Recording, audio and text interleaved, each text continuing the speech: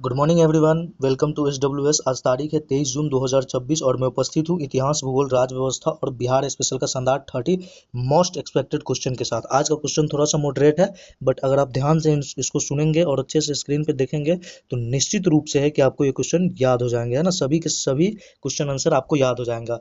चलिए आज का पहला क्वेश्चन देखते हैं। आज का पहला क्वेश्चन क्या है? आज का पहला क्वेश्चन है फिर से बिहार स्पेशल से, है ना। बिहार के किस प्रसिद्ध विद्वान ने बौद्ध ग्रंथ प्रतिमोक्ष का तिब्बती में अनुवाद किया था, है ना। बौद्ध ग्रंथ जो एक प्रतिमोक्ष है उसको तिब्बती में अनुवाद किया था और विक्रमशिला विश्वविद्यालय के प्रमुख मार्गदर्शक भी रहे थे।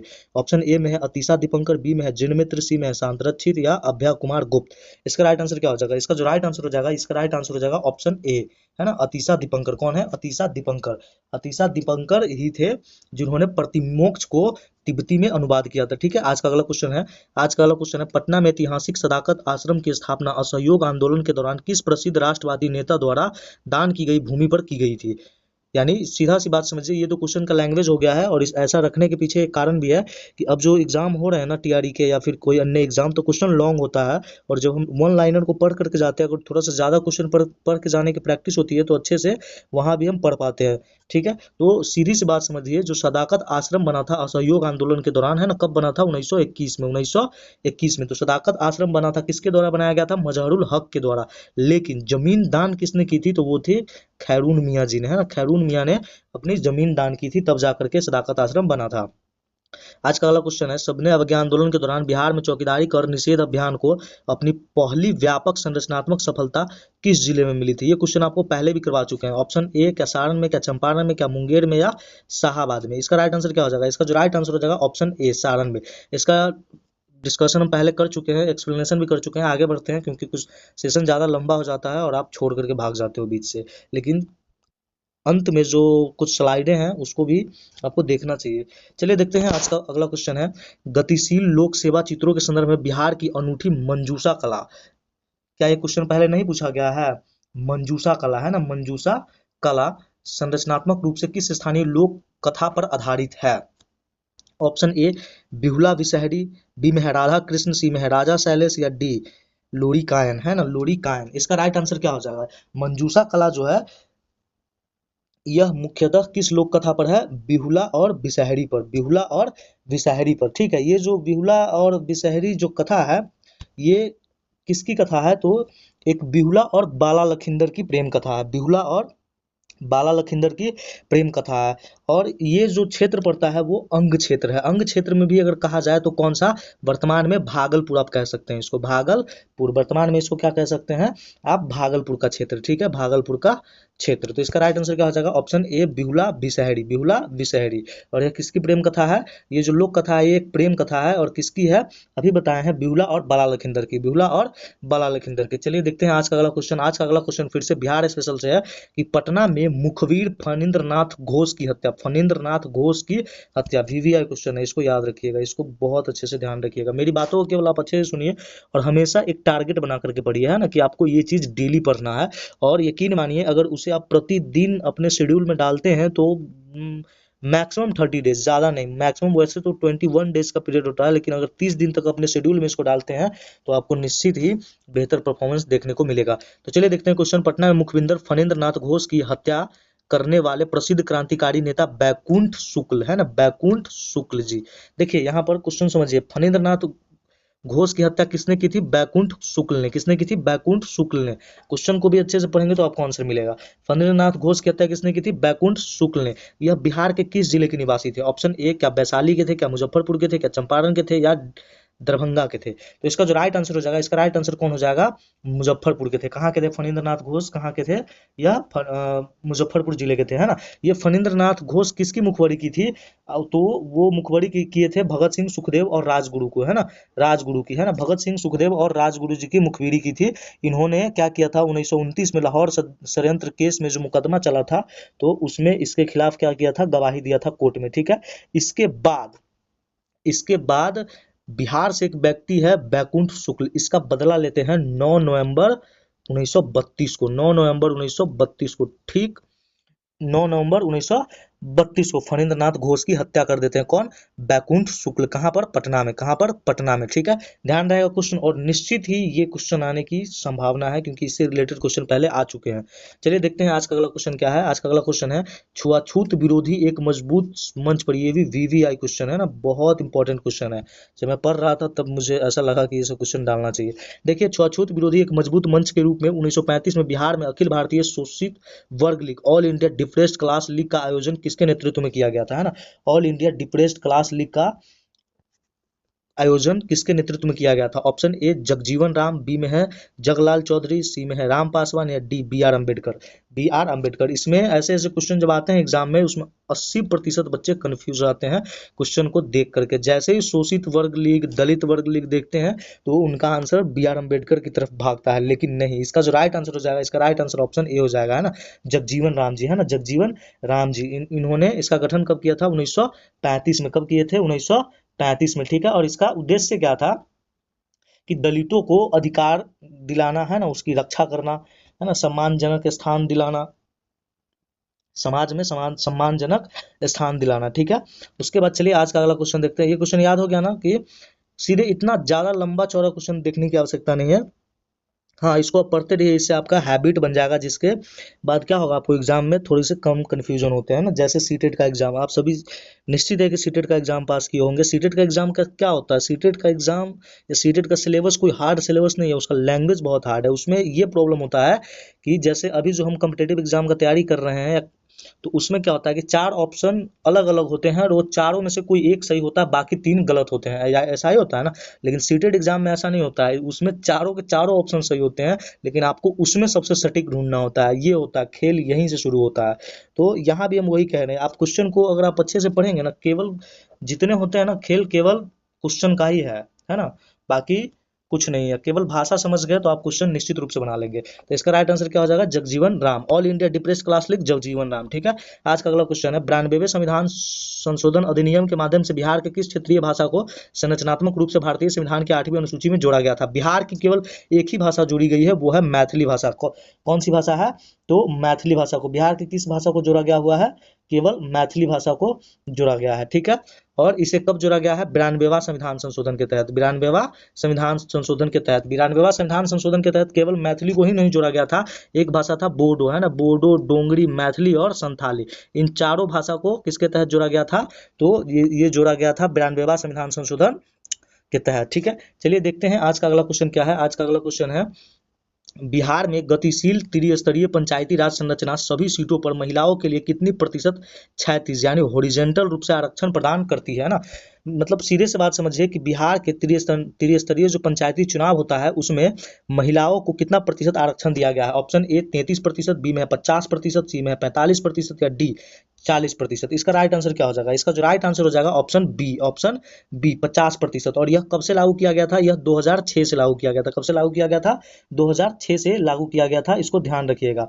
और अगर यहाँ पर पूछेगा कि महिलाओं को नौकरी में कितना प्रतिशत आरक्षण है, तो वो है 35%। कितना है? 35%। बिहार में महिलाओं को कितना आरक्षण है? 35%। ओवरऑल अगर इंडिया में देखा जाए तो सबका अलग अलग स्टेट का अलग होता है, कहीं 33% है, कहीं 35% है, लेकिन बिहार में कितना प्रतिशत है? 35%। बिहार में 35% है। ठीक है, आ गया समझ में? चलिए देखते हैं आज का अगला क्वेश्चन। आज का अगला क्वेश्चन क्या है?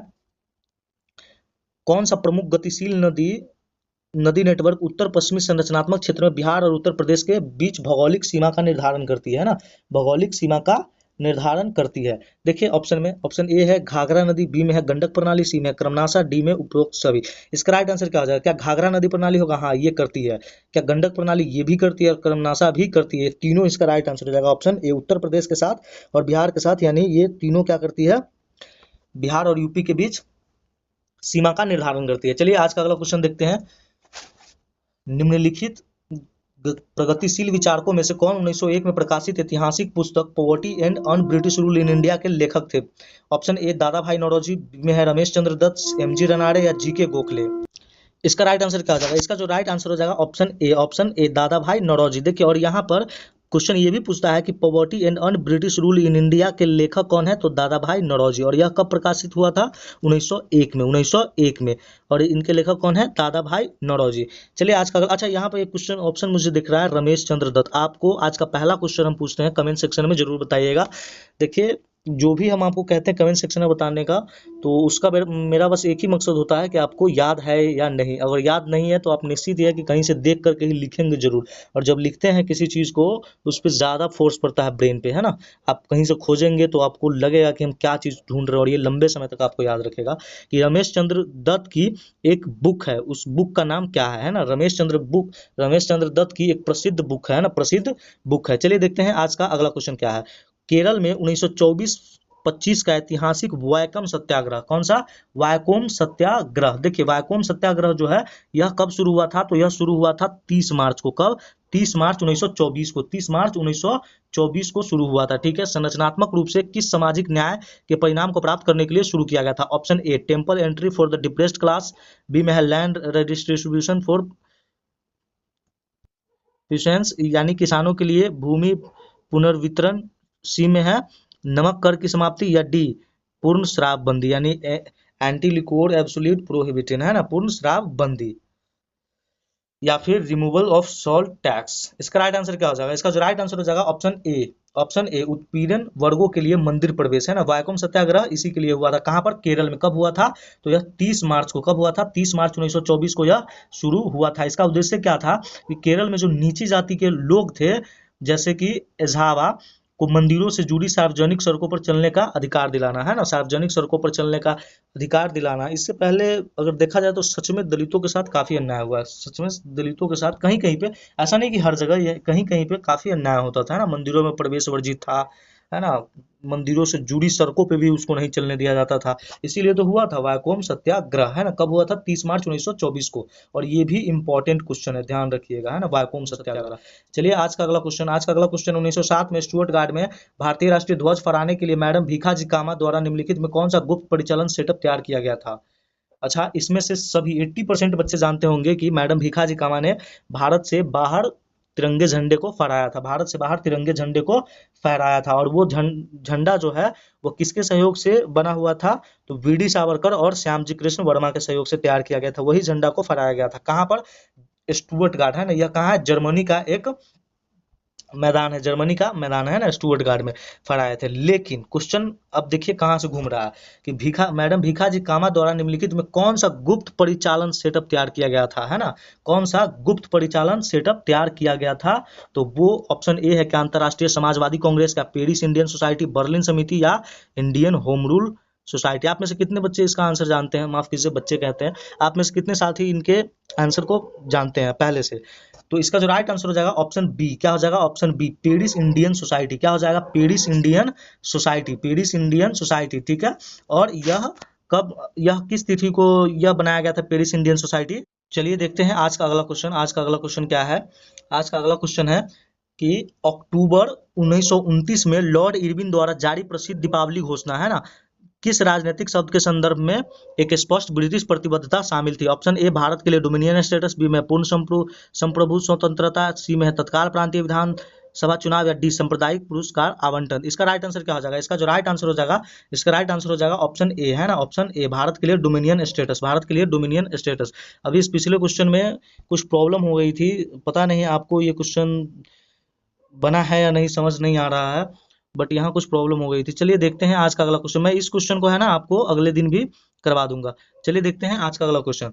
चटगांव शस्त्रागार छापा, है ना, चटगांव शस्त्रागार छापे, है ना, यानी चटगांव आर्मरी रेड के दौरान निम्नलिखित में क्रांतिकारियों, राष्ट्रवादियों, दिग्गजों में से किसे मास्टर दा के नाम से जाना जाता था, मास्टर दा के नाम से जाना जाता था। ठीक है, option A Surya Sen, B में है अनंत सिंह, सी में है गणेश घोष, या लोकनाथ वली। इसका जो राइट आंसर हो जाएगा ऑप्शन ए, सूर्य सेन, है ना। सूर्य सेन को मास्टर दा के नाम से जाना जाता है, मास्टर दा के नाम से जाना जाता है। और ये जो चटगांव शस्त्रागार है यह कब हुआ था, चटगांव शस्त्रागार ये हुआ था 18 अप्रैल 1930 को। 18 अप्रैल 1930 को कब हुआ था, 18 अप्रैल 1930 को हुआ था। ठीक है, इसको ध्यान रखिएगा, कब हुआ था, 18 अप्रैल 1930 को। ठीक है, चलिए देखते हैं आज का अगला क्वेश्चन क्या है। यह आज का अगला क्वेश्चन है 1928 का ऐतिहासिक दस्तावेज, है ना, 1928 का ऐतिहासिक दस्तावेज नेहरू रिपोर्ट किस संस्थागत ब्रिटिश चुनौती के जवाब में तैयार किया गया था? ब्रिटिश चुनौती के जवाब में तैयार किया गया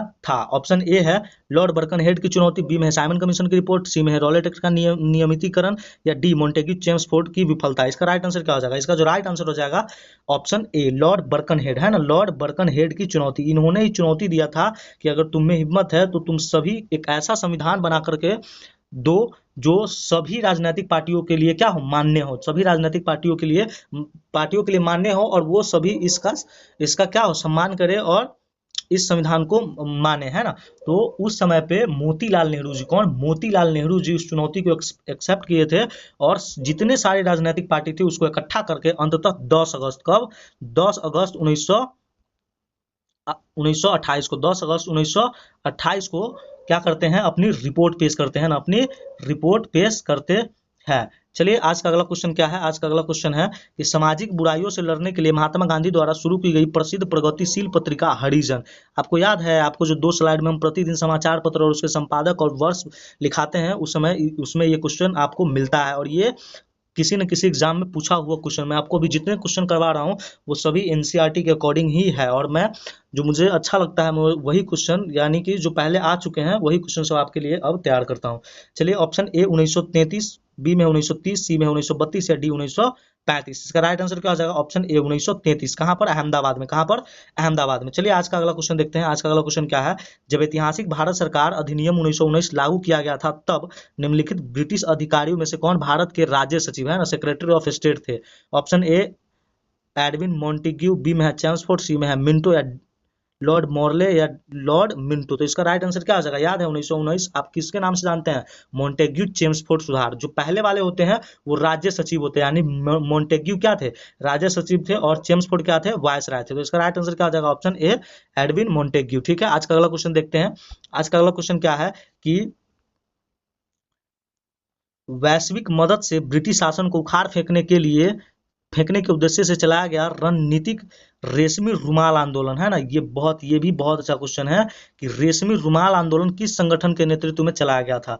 रेशमी रुमाल आंदोलन। ठीक है, ऑप्शन ए देवबंद स्कूल के विद्वान, बी में गदर पार्टी विंग, नहीं होगा, क्या अनुशीलन समिति नेटवर्क, ये भी नहीं होगा, क्या अलीगढ़ आंदोलन विंग, नहीं। इसका राइट आंसर क्या हो जाएगा? ऑप्शन ए देवबंद स्कूल स्कॉलर्स, है ना, देवबंद स्कूल के विद्वान। देखिए रेशमी रुमाल आंदोलन कब हुआ था? तो यह चला था 1913 से शुरू हुआ था, 1913 से 1916 तक। और इसका उद्देश्य क्या था कि जो तुर्की, अफगानिस्तान और अन्य मुस्लिम देश है उसके मदद से भारत में एक सशस्त्र विद्रोह करना, है ना, सशस्त्र विद्रोह करना और ब्रिटिश शासन को उखाड़ फेंकना।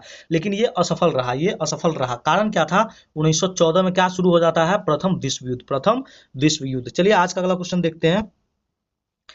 सितंबर 1932 में हस्ताक्षरित ऐतिहासिक पूना पैक्ट, इसके बारे में तो कितनी बार पढ़ा चुके हैं ना, में प्रांतीय विधानसभाओं में शोषित वर्ग के लिए कितनी आरक्षित सीटें प्रदान करके सांप्रदायिक पुरस्कार के प्रावधानों को संशोधित किया था? देखिए ये 1932 का जो पूना पैक्ट हुआ था, ये पूना पैक्ट क्यों हुआ था? क्योंकि 16 अगस्त 1932 को क्या होता है?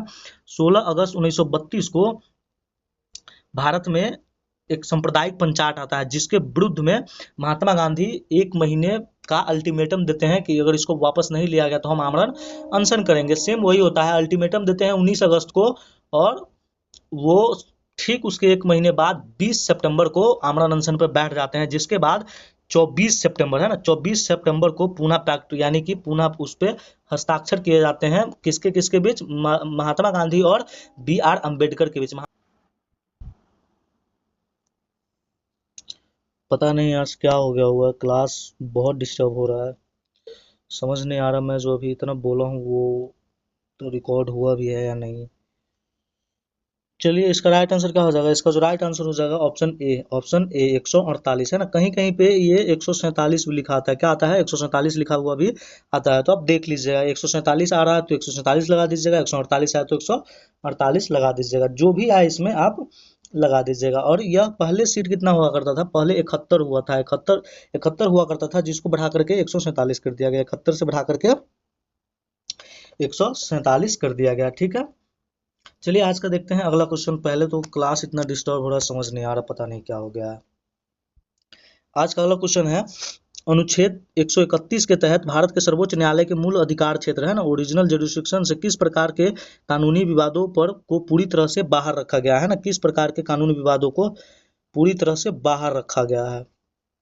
ऑप्शन ए, संविधान पूर्व संधि से उत्पन्न होने वाला विवाद, बी में है संघ और राज्य के बीच विवाद, सी में दो से अधिक राज्यों के विवाद, या डी अंतरराज्यीय सीमा के संबंध में विवाद। इसका जो राइट आंसर हो जाएगा, इसका राइट आंसर ऑप्शन ए हो जाएगा। इसका राइट आंसर क्या हो जाएगा, ऑप्शन ए हो जाएगा। ठीक है, इसका राइट आंसर क्या हो जाएगा, ऑप्शन ए।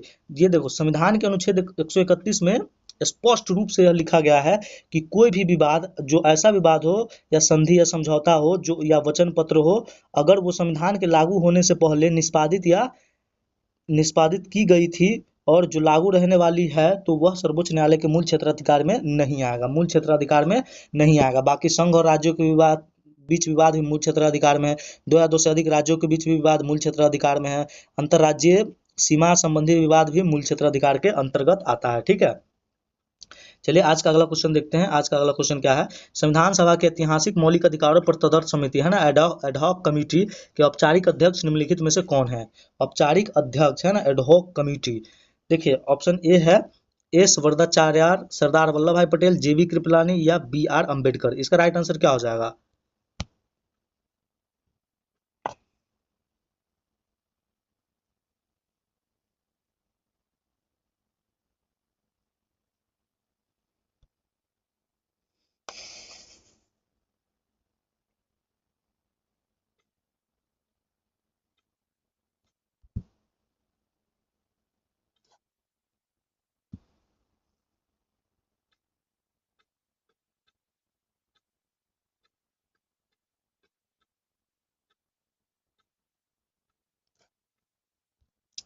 तो इसका राइट आंसर हो जाएगा, इसका राइट आंसर तो ऑप्शन के अकॉर्डिंग अगर आप मारना चाहे तो यहाँ पर बी हो जाएगा, क्योंकि ऑप्शन है ही नहीं यहाँ पे। यहाँ पर अल्लादी कृष्ण स्वामी अय्यर हो जाएंगे, है ना। कौन हो जाएंगे, अल्लादी कृष्ण स्वामी अय्यर, है ना, अल्लादी कृष्ण स्वामी अय्यर थे, है ना, इसके अध्यक्ष थे।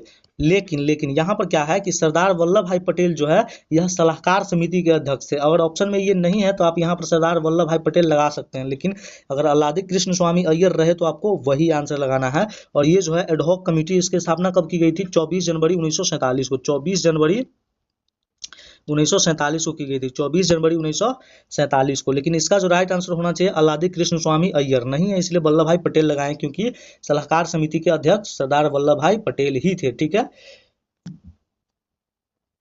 आज का अगला क्वेश्चन देखते हैं। आज का अगला क्वेश्चन क्या है, आज का अगला क्वेश्चन है कि संसद में बजट सत्र के दौरान लागू किए जाने वाले गिलोटिन के रणनीतिक तंत्रों का तात्पर्य किस प्रक्रियात्मक कदम से है।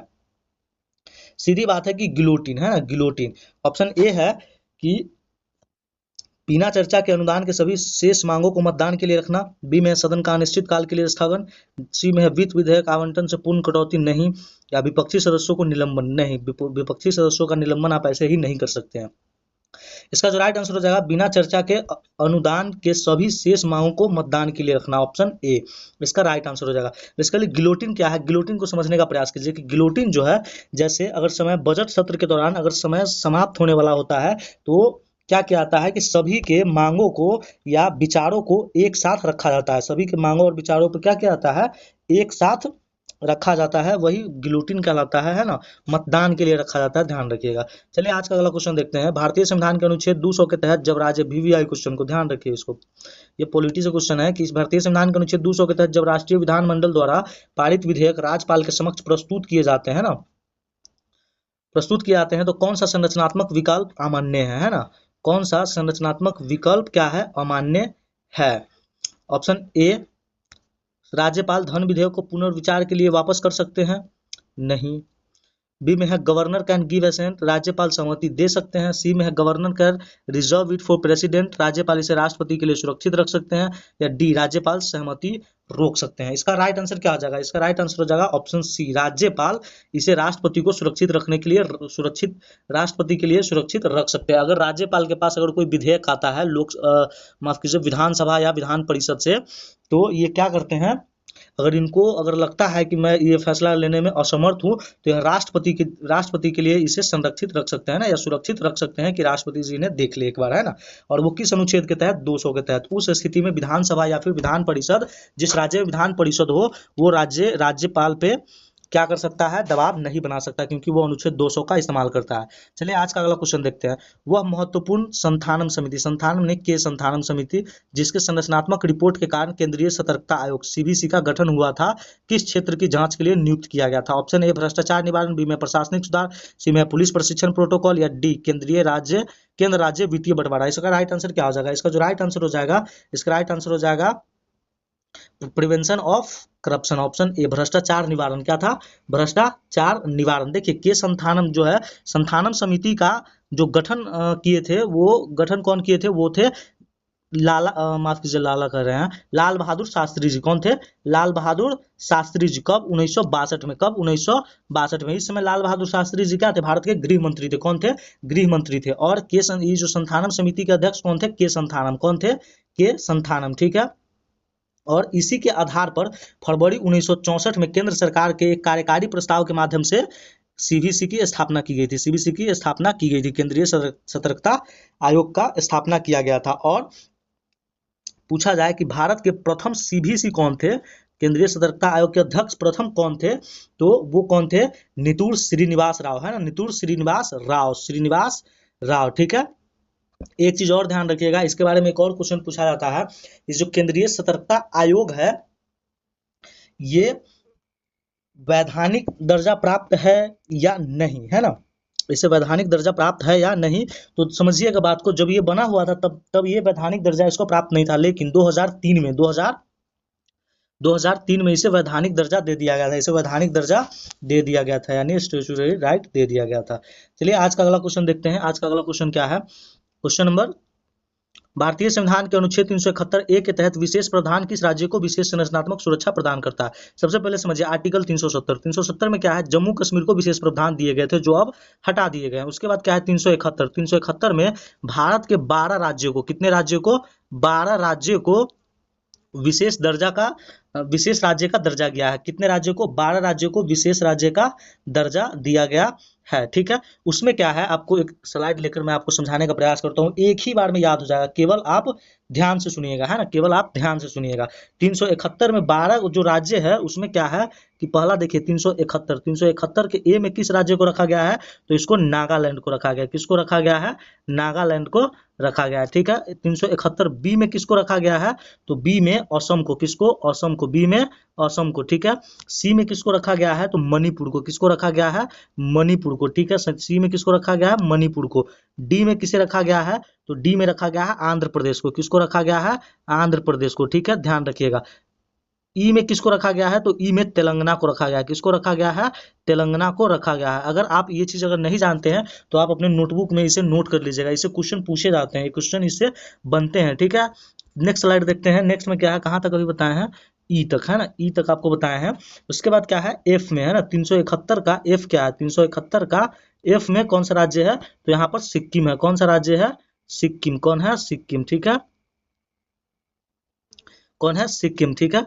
उसके बाद क्या है? 371 का क्या है? ई के बाद एफ के बाद क्या आ जाएगा? जी। जी में कौन है? तो जी में मिजोरम है। जी में कौन है? मिजोरम। जी में कौन है? मिजोरम है। ठीक है। उसके बाद क्या है? एच। एच में क्या है? तो एच में है अरुणाचल प्रदेश। एच में क्या है? अरुणाचल प्रदेश। अरुणाचल प्रदेश। ठीक है। एच में क्या है? अरुणाचल प्रदेश। आई में क्या है? तो आई में है गोवा। कौन है? गोवा। ठीक है। और एक और बच गया जे। जे में कौन है? तो जे में है कर्नाटक, है ना। कर्नाटक।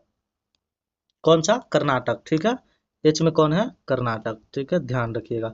चलिए देखते हैं, और इसका जो राइट आंसर हो जाएगा, क्या पूछ रहा है? 371 का ए। अभी बताया 371 ए में क्या है? तो ये नागालैंड है। कौन है? नागालैंड। Option A. ठीक है। चलिए हम अभी जो आपको ये बताए हैं, जो विशेष प्रावधान दिए गए हैं उस अनुच्छेद के बारे में, और किस राज्य को किस अनुच्छेद में रखा गया है, आप इसका आंसर कमेंट सेक्शन में जरूर बताइएगा। आज का आपके लिए दूसरा क्वेश्चन है। आज का देख करके ही बताइएगा, बस आपको याद होना चाहिए, कोई दिक्कत नहीं, आप देख करके ही बता दीजिएगा। आज का अगला क्वेश्चन देखते हैं। निम्नलिखित में से कौन सा संवैधानिक प्रावधान पूरे भारत में कार्यपालिका से न्यायपालिका के अलगाव के समय सम्मान लेआउट को लक्षित करता है। देखिए कितना कंफ्यूजिंग इसका लैंग्वेज दिया गया है। अगर कोई बच्चा इसको पढ़े अपने से, समान लेआउट को लक्षित करना, उसको बाउंस मार जाएगा। सीधे समझिए बात को कि संवैधानिक प्रावधान को पूरे भारत में कार्यपालिका से न्यायपालिका, यानी सीधे बात समझिए, कार्यपालिका से न्यायपालिका का अलगाव किस अनुच्छेद में दिया गया?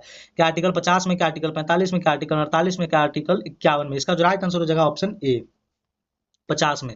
अनुच्छेद 45 में क्या है? आज का आपका तीसरा क्वेश्चन है। आज का आपका तीसरा क्वेश्चन कमेंट सेक्शन में जरूर बताइएगा। अनुच्छेद 45 में क्या है? 6 वर्ष तक के बच्चों के लिए है, क्या है? आप इसका आंसर दीजिएगा। उसके बाद क्या है? 48 में क्या है कि 48 में क्या है? पर्यावरण संरक्षण है ना, पर्यावरण संरक्षण। उसके बाद 51 में क्या है? अंतरराष्ट्रीय शांति। आज का अगला क्वेश्चन देखते हैं, वैचारिक रेखा। इसका राइट आंसर क्या हो जाएगा? ऑप्शन ए, ठीक है। आज का अगला क्वेश्चन है, आज का अगला क्वेश्चन क्या है? वैचारिक रेखा मोहोरोविक असंबद्धता है ना, मोहोरोविक डिस्कंटिन्यूटी पृथ्वी के आंतरिक भाग के किन दो परतों के बीच संरचनात्मक सीमा को चिन्हित करता है?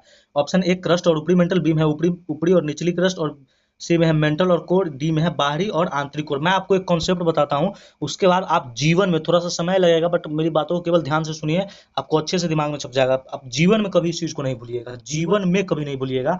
मैं आपको ऐसा कॉन्सेप्ट बताता हूँ, ठीक है। आपको सबसे पहले क्या है, मैं बताने का प्रयास करता हूँ, आप समझने का प्रयास कीजिएगा जरूर, ठीक है ना। कुछ इस तरह से पृथ्वी का एक स्लाइस लेते हैं। थोड़ा सा यहाँ फोन स्क्रीन पे परेशानी होता है, इसलिए आप समझ लीजिएगा। इस वाले भाग को कहा जाता है क्रस्ट। क्या कहा जाता है? क्रस्ट, ठीक है। इसके बाद क्या है, ये हो गया अपर मेंटल। क्या हो जाएगा? अपर मेंटल, ठीक है। और ये कौन सा भाग हो गया? Lower mental. कौन सा हो गया? लोअर मेंटल, ठीक है। और इसके नीचे क्या हो जाता है? Outer core. मैं शॉर्ट में लिखता हूँ, आप समझ लीजिए। और इसके नीचे क्या होता है? इनर कोर, इनर कोर, ठीक है। तो ये समझ गए, ऊपर वाला क्रस्ट, ये उसके नीचे ऊपरी मेंटल, उसके नीचे निचला मेंटल, उसके नीचे ऊपरी कोर, उसके नीचे निचला कोर। अगर ऐसे देखा जाए तो तीन ही होते हैं, क्रस्ट, मेंटल और कोर, क्रस्ट, मेंटल और कोर। लेकिन आपको इसको बताने के लिए मुझे ये चीज इतना समझाना पड़ा है, ठीक है। तो देखिए, क्रस्ट और ऊपरी मेंटल है ना, क्रस्ट और ऊपरी, यानी इस दोनों के बीच में जो रेखा है, इस रेखा को क्या कहा जाता है? इसको मोहो डिस्कंटिन्यूटी कहा जाता है। क्या कहा जाता है? मोहो डिस्कंटिन्यूटी। आपसे क्वेश्चन पूछेगा कि क्रस्ट और ऊपरी मेंटल के बीच की रेखा को क्या कहता है, तो इसको कहा जाता है मोहो डिस्कंटिन्यूटी, ठीक है। और ऊपरी मेंटल और लोअर मेंटल, ऊपरी मेंटल और लोअर मेंटल के बीच जो है, इसको क्या कहा जाता है? तो इसको रेपीटी कहा जाता है। इसको क्या कहा जाता है? रेपीटी कहा जाता है, रेपीटी कहा जाता है, ठीक है। और निचली मेंटल और ऊपरी कोर है ना, निचला मेंटल और बाहरी कोर, निचला मेंटल और, यानी निचला मेंटल और बाहरी कोर, इस दोनों के बीच जो रेखा है, इसको क्या कहा जाता है? तो इसको कहा जाता है गुटेनबर्ग। क्या कहा जाता है? गुटेनबर्ग, ठीक है, गुटेनबर्ग। और बाहरी कोर और आंतरिक कोर के बीच जो रेखा पाई जाती है, उसे कहा जाता है लेहमन। क्या कहा जाता है? लेहमन। समझ में आया आपको? ये जीवन में आप कभी नहीं भूलिएगा, केवल आप इसको एक बार खुद से लिख लीजिएगा। सीधे बात समझिए कि क्रस्ट, क्रस्ट और ऊपरी मेंटल, क्रस्ट और ऊपरी मेंटल, यानी भूप्रपटी और ऊपरी मेंटल, भूप्रपटी, और ये वाला भूप्रपटी है और ये ऊपरी मेंटल। भूप्रपटी और ऊपरी मेंटल के बीच किसको, कौन सा पाया जाता है? तो मोहो डिस्कंटिन्यूटी। क्या पाया जाता है? मोहो डिस्कंटिन्यूटी। और ऊपरी मेंटल, और ये रहा निचला में, ये रहा ऊपरी मेंटल और ये रहा निचला मेंटल, और इस दोनों के बीच जो रेखा बनी होती है, उसे क्या कहता है? उसे कहता है रेपीटी। क्या कहता है? रेपीटी। और निचला मेंटल और ऊपरी कोर, निचला मेंटल यानी ऊपरी, निचला मेंटली और निचली ऊपरी कोर, ये है ना। तो ऊपरी कोर और निचला मेंटल के बीच कौन सा है? तो गुटेनबर्ग। और ऊपरी कोर यानी बाहरी कोर और निचली कोर, बाहरी कोर और निचली कोर के बीच कौन सा है? तो लेहमन डिस्कंटिन्यूटी है। क्या है? Lehmann discontinuity. उम्मीद करते हैं आपको ये अच्छे से समझ में आ गया होगा। चलिए देखते हैं, तो यहाँ क्या क्या आंसर हो जाएगा? क्या कह रहा है कि मोहोरोविक है ना, मोहोरोविक असंबद्धता किसके बीच है? देखिए, मोहोरोविक कहाँ लिखे? मोहो डिस्कंटिन्यूटी क्या है? क्रस्ट, यानी भूप्रपटी और ऊपरी मेंटल के बीच, यही ना मोहो है। तो क्या है, अगर आप इसको अगर अच्छे से याद रखना चाहते हैं तो आप लिख लीजिएगा एक बार। तो मोहो, मोहो किसके बीच है? क्रस्ट और ऊपरी, बिल्कुल यहाँ ऑप्शन ए ही सही है, क्रस्ट और ऊपरी मेंटल के बीच। अच्छा ये बताइएगा, ऊपरी और निचली क्रस्ट, ये ऊपरी क्रस्ट और निचली क्रस्ट नहीं होता है। क्या है? मेंटल और कोर के बीच, मेंटल और कोर के बीच, बाहरी और आंतरिक कोर के बीच, बाहरी और आंतरिक कोर के बीच क्या है? अभी आपको बताया है यहाँ पर कि बाहरी कोर ये रहा और आंतरिक कोर ये रहा, तो इसके बीच कौन सा हो जाएगा? लेहमन। कौन सा हो जाएगा? लेहमन। और अगर आपसे पूछ ले कि कोर और मेंटल के बीच, तो गुटेनबर्ग, जैसे यहाँ पे पूछा गया है, मेंटल और कोर के बीच कौन सा हो जाएगा? गुटेनबर्ग। क्या हो जाएगा? गुटेनबर्ग, ठीक है। चलिए देखते हैं आज का अगला क्वेश्चन क्या है। दक्षिणी महासागर पर उच्च वेग के कारण निम्नलिखित में से किस ग्रहीय पवन पैटर्न, किस ग्रहीय पवन पैटर्न, किस ग्रहीय पवन पैटर्न को संरचनात्मक रूप से गरजती चालीसा कहा था?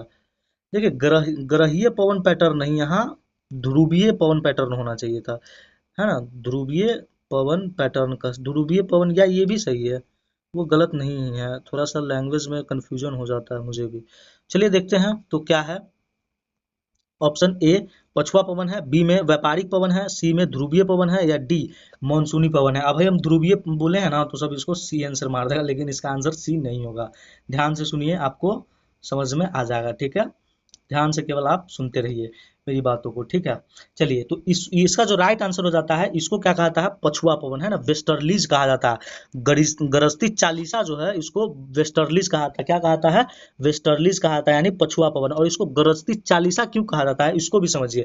ये दक्षिणी ध्रुव के पास है ना, 40 से 50 डिग्री अक्षांश, है ना, 40 से 50 डिग्री अक्षांश पे के बीच यह बहुत शक्तिशाली और तेज पछुआ पवन है, एकदम गरज के चलता है, इसीलिए इसको गरजती चालीसा कहा जाता है ना। बहुत तेज, ये बहुत शक्तिशाली, आपको उम्मीद से भी ज्यादा है ये शक्तिशाली, इसीलिए इसको गरजती चालीसा कहा जाता है। क्यों? क्योंकि ये 40 से 50 डिग्री के 40 से 50 डिग्री अक्षांश के बीच यह चलता है, 40 से 50 डिग्री अक्षांश के बीच चलता है। समझ में आ गया? Option A westerlies.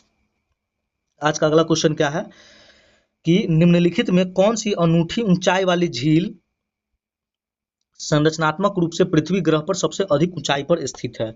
सबसे अधिक ऊंचाई पर स्थित की बात कर रहा है। ऑप्शन ए टिटिका का झील, बी में है बैकाल झील, सी में है तांगानिका झील, सी और डी में है कैस्पियन सागर। इसका राइट आंसर क्या हो जाएगा? टिटिका का झील। क्या हो जाएगा? टिटिका का झील। यह सबसे विश्व का सबसे ऊंचा झील है ना। सबसे ऊंचा झील कौन सा है? टिटिका का झील। अच्छा, बैकाल झील, यह विश्व का सबसे नहीं, आप इसका आंसर बताइएगा। आज का आपका चौथा क्वेश्चन, बैकाल झील और कैस्पियन सागर, इस झील को छोड़ दीजिएगा। कैस्पियन सागर झील और बैकाल झील के बारे में आप इसका आंसर कमेंट सेक्शन में जरूर बताएंगे। बैकाल झील क्या है और कैस्पियन सागर झील, इसकी एक कोई विशेषता लिख दीजिएगा, वो भी काफी है। और जो विशेषता आप जानते होइएगा वही लिखिएगा, क्योंकि एग्जाम में भी वही पूछेगा, निश्चित है। चलिए आज का अगला क्वेश्चन देखते हैं कि प्रसिद्ध एस्कोनीडा खान, है ना, प्रसिद्ध एस्कोनीडा की खान कि विशाल उच्च श्रेणी के तांबे के भंडार भौगोलिक रूप से किस गतिशील देश में स्थित है? देखिए, अगर आप थोड़ा सा भी दिमाग लगाएंगे तो आपको समझ में आ जाएगा। सबसे ज्यादा तांबा किस देश में पाया जाता है? तो वो चिली में पाया जाता है। किसमें?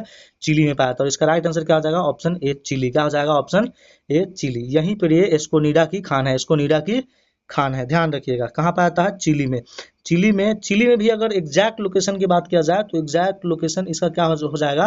तो आटाकामा मरुस्थल। कौन सा? आटाकामा मरुस्थल, ठीक है। और यहीं पे एक शहर पड़ता है एंटोफगास्टा शहर। कौन सा? एंटोफगास्टा शहर, ठीक है, वहीं पे, ठीक है, वहीं पे। एंटोफगास्टा शहर के थोड़ा सा पूर्व में जाना पड़ेगा आपको, वहीं पे ये एस्कोनिडा की खदान मिलती है। कहाँ? चिली में। चलिए आज का अगला क्वेश्चन देखते हैं, और ये आज का अंतिम प्रश्न है ना, आज का अंतिम प्रश्न है। तो आज का अंतिम प्रश्न है, इसलिए आपको इस क्वेश्चन को आप होमवर्क ले लीजिए, है ना, इसका आंसर जरूर दीजिएगा। और आज का ये 5वां क्वेश्चन, लगभग 5 क्वेश्चन आपसे पूछ लिए, और उन सभी का आंसर आपको देना है कि आप अपनी व्यापक गतिशील भूमध्य सागरीय खेती के लिए अत्यधिक प्रसिद्ध कृषि क्षेत्र सेंट्रल वैली किस देश में स्थित है? सेंट्रल वैली किस देश में स्थित है? क्या यूएसए में स्थित है, क्या इटली में है, क्या स्पेन में है, क्या चिली में है? चलिए, तो आज का ये 30 इंपॉर्टेंट सीरीज वाली जो क्वेश्चन वाली सीरीज है, वो क्वेश्चन समाप्त हुआ। कैसा लगा आपको? मैं 30 क्वेश्चन बोल करके हमेशा 3-4 क्वेश्चन एक्स्ट्रा ही लाता हूँ। कैसा लगा आज का आपका सेशन? बताइएगा जरूर। थोड़ा सा मॉडरेट क्वेश्चन जरूर था, पर मेरा विश्वास कीजिए, आने वाले जो आगामी एग्जाम है ना, उसमें हमेशा देखिएगा 3 या 4 लाइन के क्वेश्चन बनेंगे। अगर कूट वाले क्वेश्चन बने तो ठीक है, और जो 3-4 लाइन का क्वेश्चन होता है ना, वो कूट वाले क्वेश्चन से भी ज्यादा भयानक होता है। और उससे हमेशा ये 4-5 लाइन वाले क्वेश्चन होते हैं, वो गलती करवाते हैं।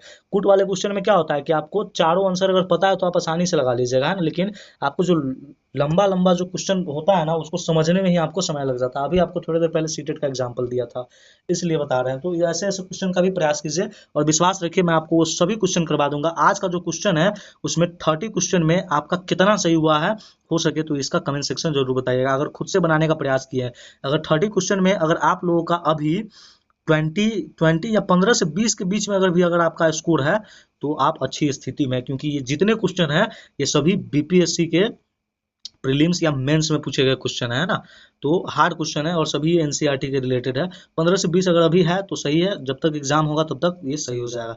चलिए थोड़ा सा अभ्यास कर लेते हैं, वही डेली वाली सीरीज जो है। चलिए देखते हैं, सबसे पहले समाचार पत्र और उसके संपादक।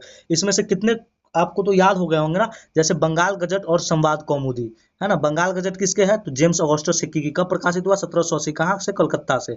संवाद कौमुदी और मिरातुल अखबार, संवाद कौमुदी और मिरातुल अखबार किसके है, राजा राम मोहन राय। और ये कब प्रकाशित हुआ था, 1821 कलकत्ता में। और मिरातुल अखबार 1822, ये भी कलकत्ता से।